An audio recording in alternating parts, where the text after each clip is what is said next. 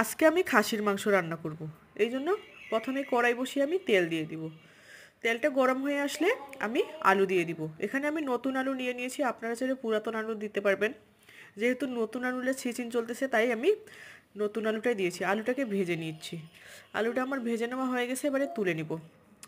আপনাদের যদি রেসিপিটি ভালো লেগে থাকে একটা লাইক দিবেন আর একটা কমেন্ট করবেন। আর যদি নতুন হয়ে থাকেন প্লিজ চ্যানেলটিকে সাবস্ক্রাইব করে দিবেন।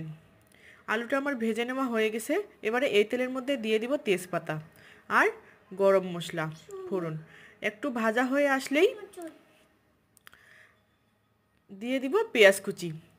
পেঁয়াজ কুচিটাকে কিছুটা ভেজে নেওয়া হয়ে আসলেই দিয়ে দিব রসুনটাকে থেতো করা, আর দিয়ে দিব আদা বাটা।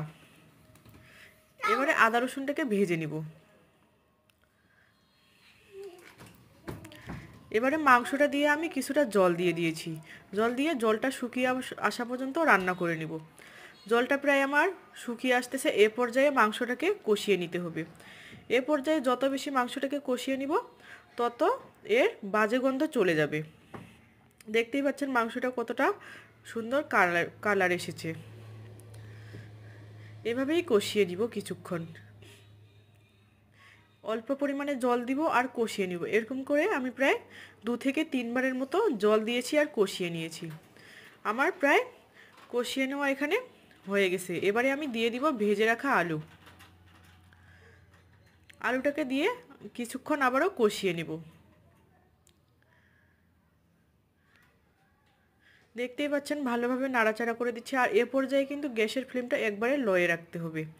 আর যখন আমি জলটা দিব তখন কিন্তু চুলার আঁচটা হাই করে জলটা দিতে হবে। আপনারা যদি পারেন গরম জল ব্যবহার করতে পারবেন, আমি এখানে কাঁচা জলে ব্যবহার করছি। তো রান্নাটা বলক চলে এসেছে, এবারে আমি দিয়ে দিলাম ভাজা মশলা।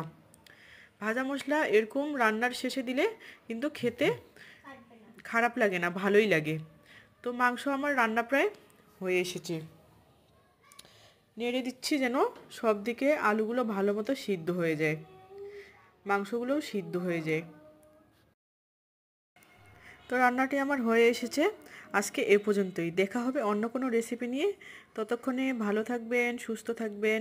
রেসিপিটি দেখার জন্য আপনাদেরকে অসংখ্য অসংখ্য ধন্যবাদ।